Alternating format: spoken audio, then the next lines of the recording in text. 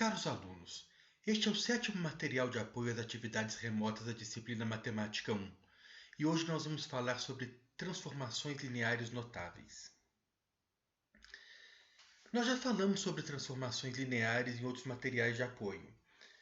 Falamos sobre o que é uma transformação linear, falamos sobre a matriz de uma transformação linear. E hoje nós vamos exemplificar as transformações lineares. Nós vamos falar de algumas transformações lineares que são notáveis. Então vamos começar pela rotação de uma figura no plano. Vamos falar de transformações planas nesse material de apoio. Então vamos começar pela rotação. Imagine uma figura que será rodada por um ângulo. Eu pego cada parte dessa figura, imagina um ponto aqui dessa figura. Se eu pegar um ponto dessa figura e ligar aqui na origem, eu posso pensar num vetor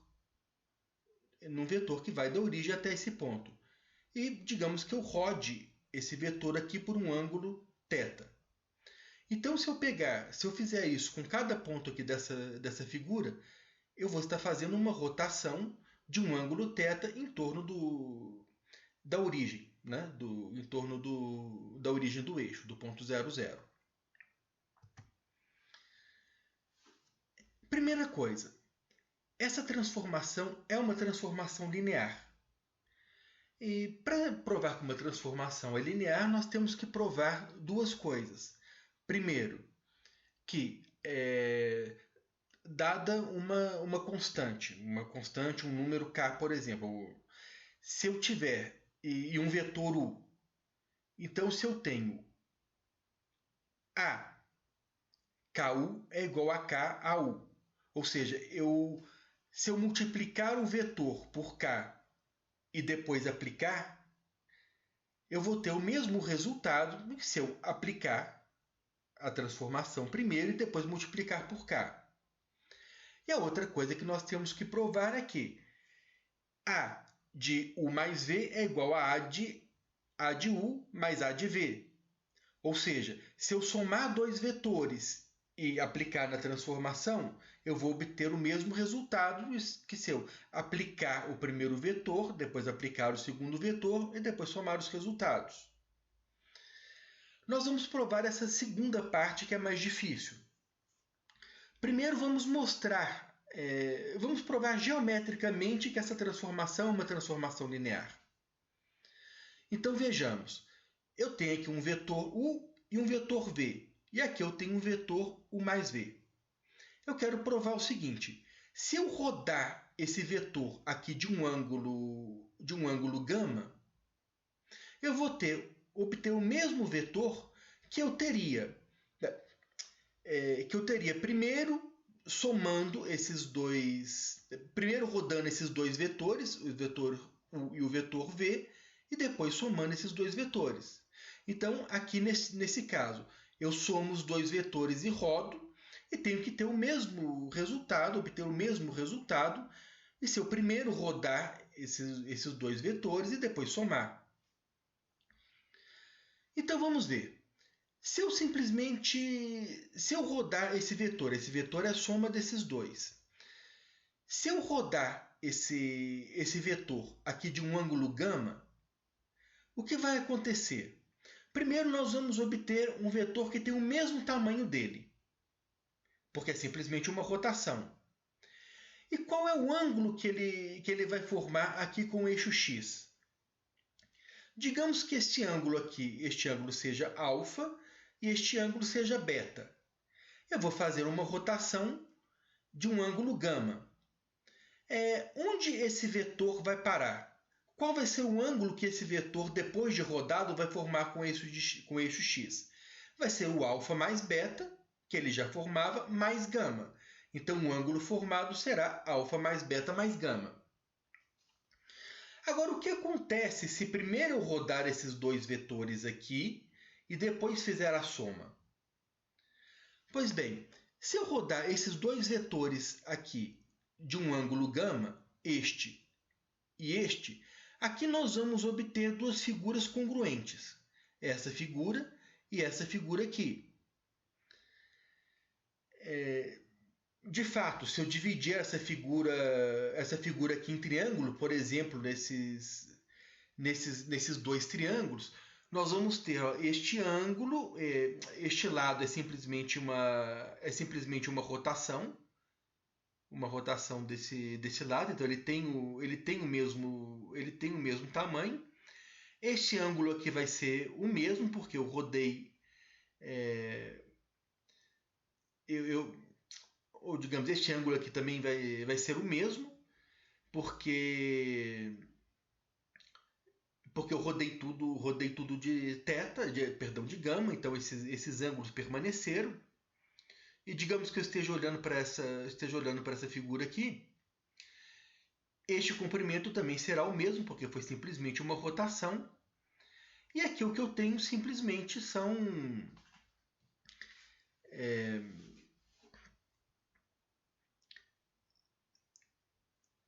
os ângulos aqui também se mantiveram, porque nós temos simplesmente rotações. Então esse triângulo aqui, por exemplo, ele vai ser o mesmo, e este triângulo aqui também vai ser o mesmo. Então acontece que este ângulo aqui ele vai continuar sendo um ângulo beta. Esse ângulo é beta, esse aqui vai continuar sendo um ângulo beta. E esse ângulo aqui, ele é o quê? Ele é o alfa mais gama, que é o que foi rodado. Então este ângulo aqui será o quê? Alfa mais gama mais beta. Então será o mesmo ângulo. Então quer dizer que se eu rodar este lado aqui, eu vou ter um vetor aqui do mesmo tamanho. Se eu rodar esse vetor, ele vai ser do mesmo tamanho, vai formar um ângulo alfa mais beta mais gama. Se eu rodar primeiro esses dois vetores e depois somar, eu vou ter um vetor do mesmo tamanho, porque esses triângulos aqui são congruentes, esse é congruente com esse, e vai formar o mesmo ângulo alfa mais beta mais gama. Então isso quer dizer que este vetor aqui é o mesmo. Ou seja, somar e rodar é o mesmo que rodar e somar. Essa é a segunda parte, a primeira eu vou deixar como exercício. Então, aí nós conseguimos concluir o quê? Que a rotação é uma transformação linear. A partir do momento que nós mostramos que a rotação é uma transformação linear, faz sentido falar em matriz dela. Agora vamos ver qual é a regra da transformação rotação. Então aqui eu estou imaginando um vetor que vai ser rodado. Vai ser rodado de um ângulo gama. Então imagine que esse aqui seja um ângulo θ e esse aqui seja um ângulo gama, diferentemente do que está aqui na figura. Esse ângulo aqui é θ, esse ângulo aqui é gama. Então vamos ver quais vão ser as coordenadas da ponta desse vetor aqui. Ou seja, quais vão ser as coordenadas do vetor, já que ele começa na origem. As coordenadas dele são A e B. Digamos que R seja o comprimento desse vetor. Então quem vai ser A?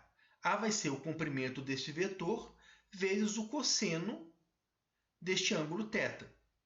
Se eu olhar para este triângulo retângulo, eu estou falando que o cateto adjacente é igual à hipotenusa vezes o cosseno do ângulo. Então, o A é R cosseno θ. E quem é o B? O B é o R seno θ. É o cateto adjacente. Então, o cateto adjacente é igual à hipotenusa vezes o seno do ângulo. Muito bem. E se nós olharmos para o vetor depois de rodado? Este ângulo aqui ele vai ser gama mais θ. Então, quem vai ser a coordenada desse vetor? Ele vai ter coordenadas A' e B'. A coordenada A' vai ser R, que é a hipotenusa, vezes o cosseno do ângulo gama mais θ. E o B' vai ser a hipotenusa, que é o R, vezes o seno do ângulo gama mais θ.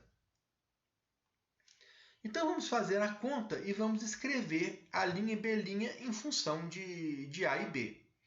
Então aqui repetimos, A é igual a R cosseno θ e B é igual a R seno θ. Quem é a linha?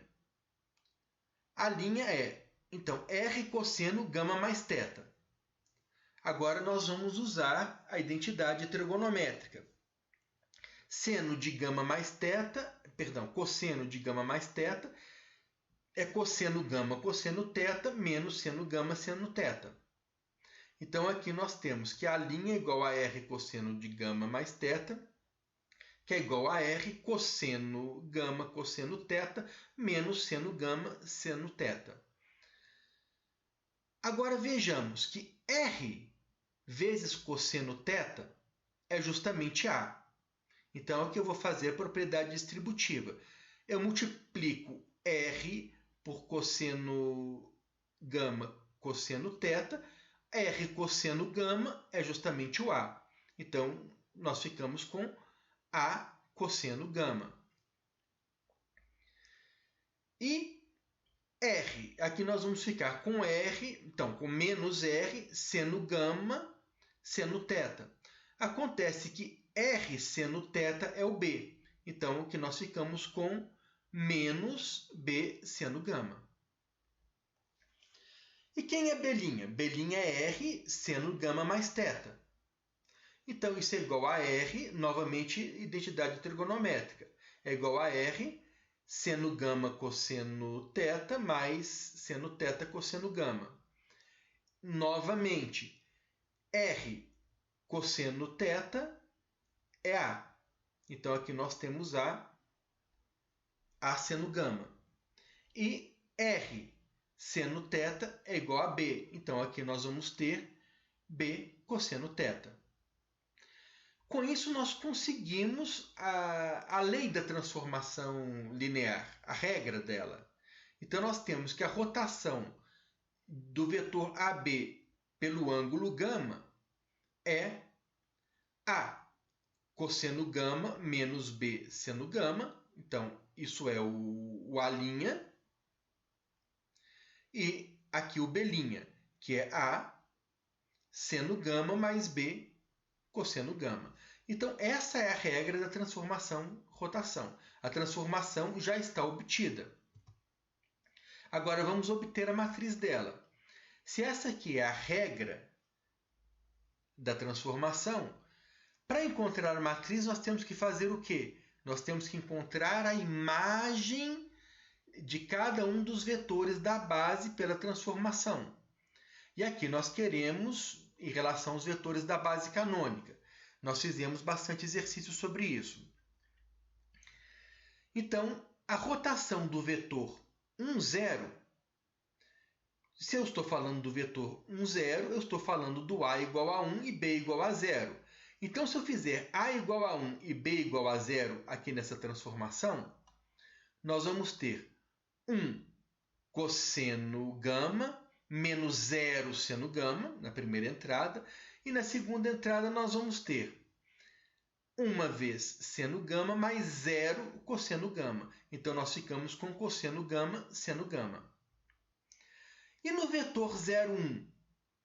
No vetor 0, 1, nós vamos ter A igual a 0 e B igual a 1. Então, nós teríamos 0 cosseno θ menos 1 vez seno gama. Cosseno gama menos... Então, 0 cosseno gama menos 1 vez seno gama. Está aqui. E aqui nós vamos ter vetor 0, 1, nós vamos ter 0 vezes seno gama mais 1 vez cosseno gama. Então, nós vamos ficar com o vetor menos seno gama, cosseno gama. E quem é a matriz da transformação? A primeira coluna dela é a imagem do primeiro vetor da base canônica e a segunda coluna é a imagem do segundo vetor da base canônica. Então, a matriz da rotação será cosseno gama, seno gama, menos seno gama, cosseno gama. Agora nós vamos falar do núcleo e da imagem da transformação rotação. O que é o núcleo? O que é o núcleo de uma transformação? O núcleo de uma transformação é o espaço formado por todos os vetores que aquela transformação leva no vetor 0. Se todos os vetores que anulam, todos os vetores cuja imagem são o vetor 0. Então, se eu quero descobrir quem é quais são os vetores que estão no núcleo, ou seja, quais são os vetores que a transformação leva no vetor zero, eu tenho que resolver esse sistema aqui. Esse sistema eu tenho que descobrir quais são os valores de x e de y, de modo que a imagem de xy seja zero. É isso que o sistema está mostrando, é isso que o sistema está fazendo. Essa aqui é a matriz da transformação. E qual a imagem de um vetor pela transformação? É o produto da matriz da transformação pelo vetor. Esse produto tem que ser zero para esse vetor estar no núcleo. Acontece que o determinante desta matriz aqui é cosseno ao quadrado de gama menos com menos mais seno ao quadrado de gama. Isso é igual a 1 e é diferente de zero. Então, isso significa que este sistema aqui é determinado. Ele é um sistema homogêneo, ele tem sempre a solução trivial. E como o determinante é diferente de zero, nós temos que ele é um sistema determinado. Portanto, a única solução dele é a solução trivial. Isso significa que o núcleo é trivial. Quer dizer o seguinte, que a única solução para esse sistema aqui é a solução x igual a zero, y igual a zero. Ou seja, o vetor 0, 0 é o único vetor que essa transformação leva no vetor 0, no vetor 0, 0. E a imagem? O que é a imagem de uma transformação? A imagem de uma transformação é o conjunto de todos os vetores que são imagem de algum vetor. Então, para provar que um determinado vetor xy está na imagem da transformação, eu tenho que exibir um vetor cuja imagem seja o vetor xy. Então, eu quero provar que todos os vetores do plano estão na imagem. Todos os vetores pertencem à imagem. Então, eu vou pegar um vetor arbitrário, um vetor xy qualquer, arbitrário, e vou provar que existe um vetor cuja rotação é o vetor xy. E esse vetor é justamente a rotação por menos gama. Então, se eu pego o vetor xy e rodo menos gama, eu obtive um vetor que, se rodado gama, vai voltar no xy. Isso é bastante intuitivo. E aqui embaixo nós estamos fazendo as contas. Aqui nós pegamos a matriz da transformação rotação por gama e aqui é a matriz da rotação por menos gama. Aqui nós vamos usar a propriedade associativa. Então, o produto desta matriz pelo produto dessas duas é igual ao produto das duas primeiras pelo produto da terceira. Então, o produto da primeira pelo produto da segunda e da terceira é igual ao produto da primeira e da segunda pela terceira. Então, aqui nós usamos a propriedade associativa. Aqui foi só a conta. Então, nós fizemos multiplicação de duas matrizes. Então, o elemento A11 será cosseno gama, cosseno menos gama, vezes cosseno gama vezes cosseno menos gama, mais menos seno gama, vezes seno menos gama. Então, está aqui. Aqui nós teremos o vetor A21, a segunda linha pela primeira coluna, mesma coisa. Aqui o vetor A12 será a primeira linha vezes a segunda coluna. Então, cosseno gama vezes menos seno menos gama e menos seno gama mais menos seno gama vezes cosseno menos gama. E o A22 será a segunda linha pela segunda coluna. Aí, desenvolvendo isso, nós sabemos que o cosseno é uma função par. Então, cosseno de menos gama é igual a cosseno gama. Então, cosseno gama vezes cosseno menos gama é cosseno gama vezes cosseno gama ao quadrado. Aqui nós sabemos que o seno é uma função ímpar, então seno de menos gama é menos seno gama. Menos com menos vai dar mais, nós vamos ficar com seno ao quadrado gama. Então nós teremos cosseno ao quadrado de gama mais seno ao quadrado de gama é 1.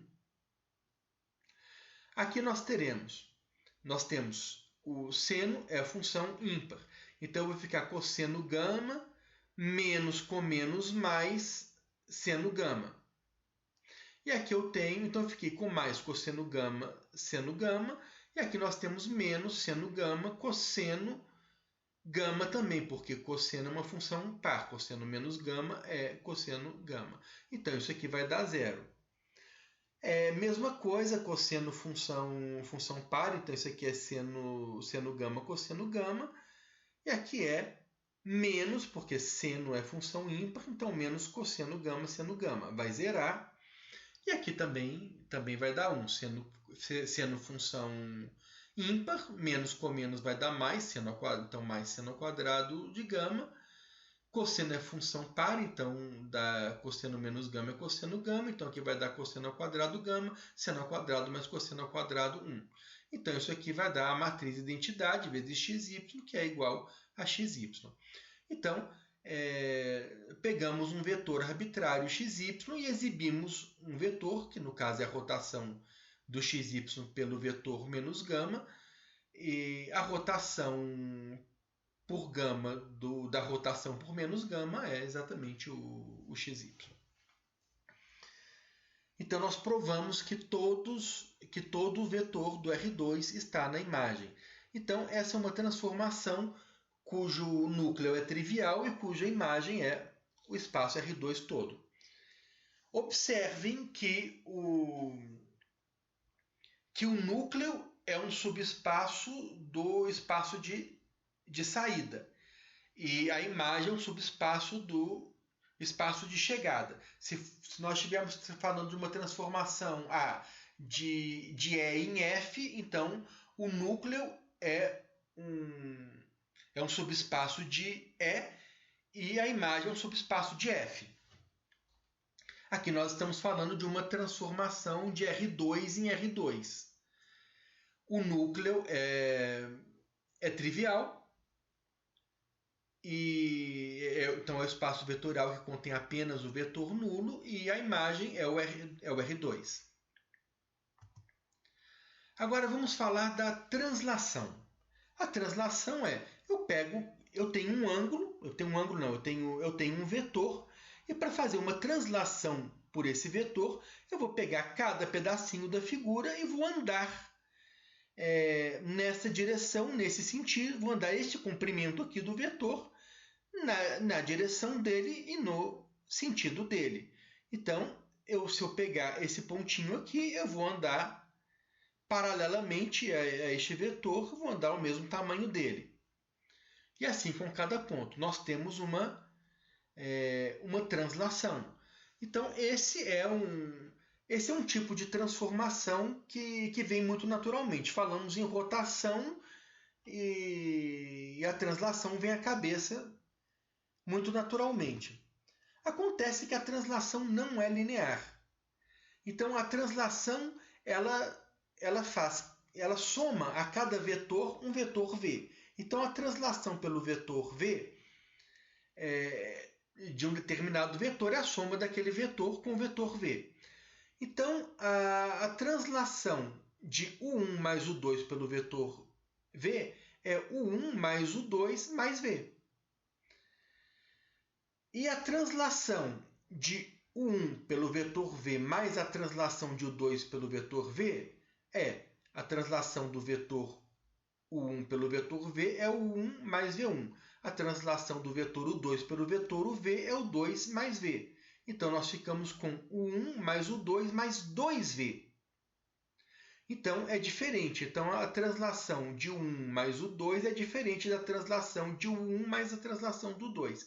Uma deu U1 mais U2 mais V, outra deu U1 mais U2 mais 2V. Então, a não ser que o vetor V seja o vetor nulo, aí nós estamos falando de uma translação linear, né, que não faz nada, deixa deixa tudo como está. Se o vetor V não for nulo, são coisas diferentes. Então, a translação não é uma transformação linear. Se ela não é uma transformação linear, nós não podemos falar na matriz dela. Não faz sentido. Agora nós vamos falar da reflexão. Reflexão em torno do eixo x. Então eu simplesmente pego uma figura aqui e rebato, reflita, como se fosse um espelho, como se o eixo x fosse um espelho. Então aqui o que nós estamos fazendo, na verdade, nós estamos mantendo cada ponto dessa figura, ela está tendo mantido o x, e o y está sendo levado no menos y. Então, o que está acontecendo aqui, qual é a regra da reflexão em torno do eixo x? A reflexão de x e y é x menos y. Agora, para obter a matriz dessa transformação, nós temos que fazer o quê? Nós temos que ver qual é a imagem dos dois vetores da base canônica. Então, qual é a imagem do primeiro vetor da base canônica? Se eu tenho x igual a 1 e y igual a 0, eu vou ter x igual a 1 e menos y igual a 0. Então, eu vou ter o vetor 1, 0. E se eu tiver x igual a 0 e y igual a 1? X igual a 0 e y igual a 1, nós vamos ter o vetor 0 menos 1. Então, quem é a matriz dessa transformação? A matriz dessa transformação tem como primeira coluna a imagem do primeiro vetor da base canônica e como segunda coluna a imagem do segundo vetor da base canônica. Então, a matriz dessa transformação é 1, 0, 0 menos 1. E quem é o núcleo dessa transformação? Quais são os vetores que essa transformação leva no vetor 0? Bem, para x menos y ser 0, o que tem que acontecer? O x tem que ser 0 e o menos y tem que ser 0. Então, o único vetor que é levado no vetor 0, 0 é o próprio vetor 0, 0. Então, o núcleo é trivial. E qual é a imagem? Quem é a imagem dessa transformação? A imagem dessa transformação é o R2. E como nós sabemos que ela é o R2? Nós temos que mostrar que qualquer vetor do R2 é imagem de algum vetor pela transformação. Então, se eu pegar um vetor arbitrário xy, ele é a imagem de quem? Ele é a imagem do vetor x menos y. Se nós refletirmos o vetor x menos y em torno do eixo x, nós vamos obter o vetor xy.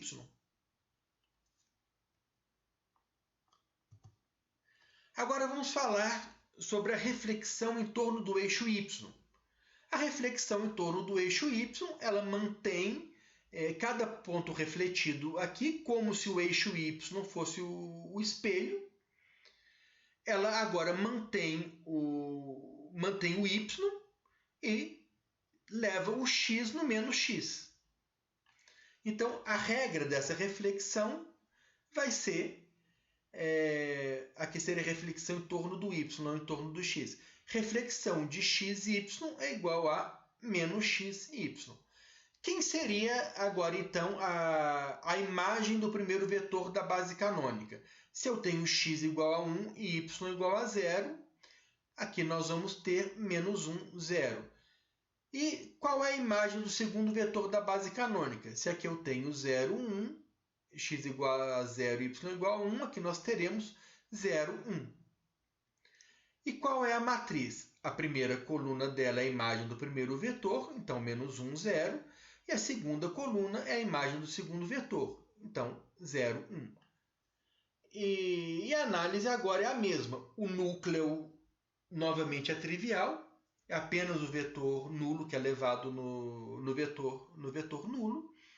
Porque para a imagem do xy ser zero, nós temos que ter que menos xy é zero. Então, para isso, o x tem que ser zero e o y também. Muito bem.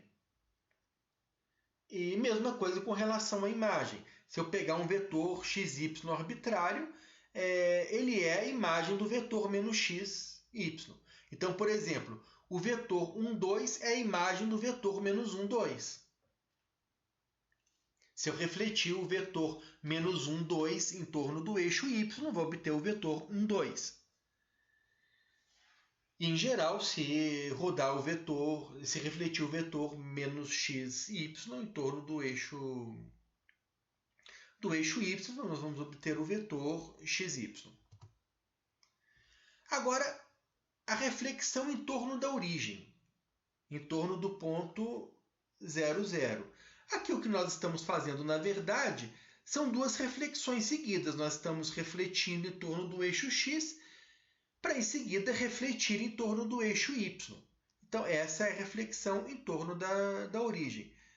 Então, o que vai acontecer com a transformação? Como ela será?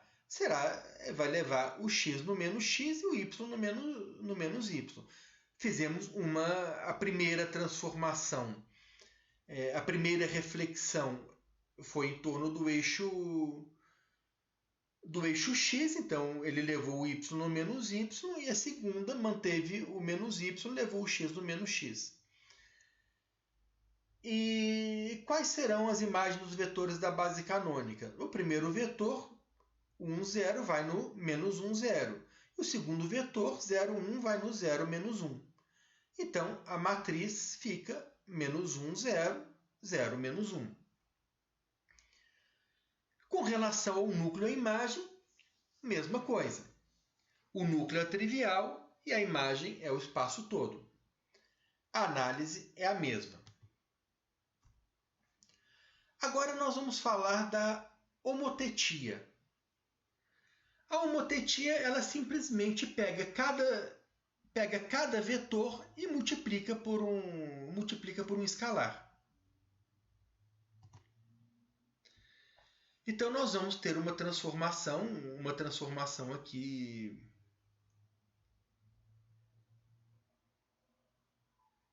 Uma transformação aqui desse tipo, que, bom, aqui ficou escrito errado, mas não era isso,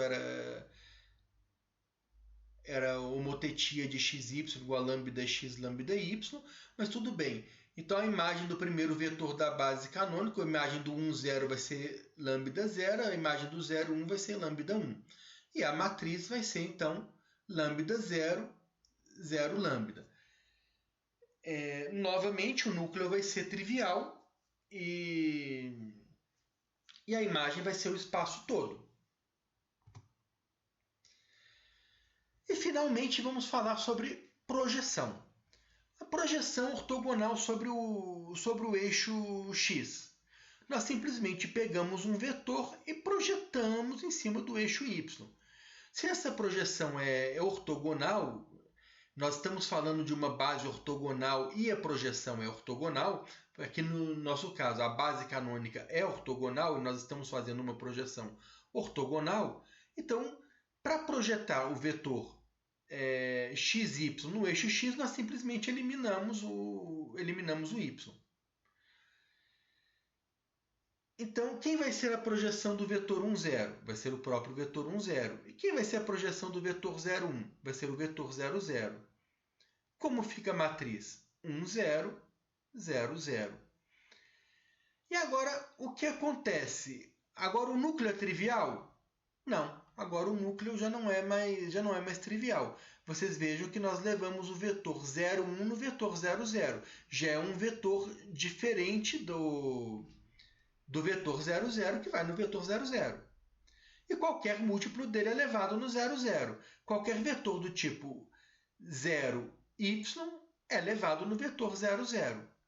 Então, o espaço, tá? O núcleo dessa transformação é o espaço gerado pelo vetor 0, 1. E a imagem? A imagem não é o R2 todo. A imagem são apenas os múltiplos do vetor 1, 0. A imagem é gerada pelo vetor 1, 0. Porque qualquer vetor que seja imagem da projeção, ele só vai ter eixo x, porque é justamente uma projeção em cima do eixo x. Ele vai ter zero aqui no eixo y. Então agora nós não temos mais um núcleo trivial e nós não temos a imagem não é o espaço todo. A projeção ortogonal sobre o eixo y é totalmente análoga. Para projetar no eixo y, nós simplesmente eliminamos o eixo x. Novamente, porque nós estamos falando de uma base ortogonal, estamos falando de uma projeção ortogonal. A matriz, então, a projeção do vetor 1, 0 vai ser o vetor 0, 0. A projeção do vetor 0, 1 vai ser o vetor 0, 1. A matriz vai ser 0, 0, 0, 1. Então, o recado para hoje era esse. Eu agradeço a atenção de vocês, desejo uma ótima semana e um ótimo trabalho.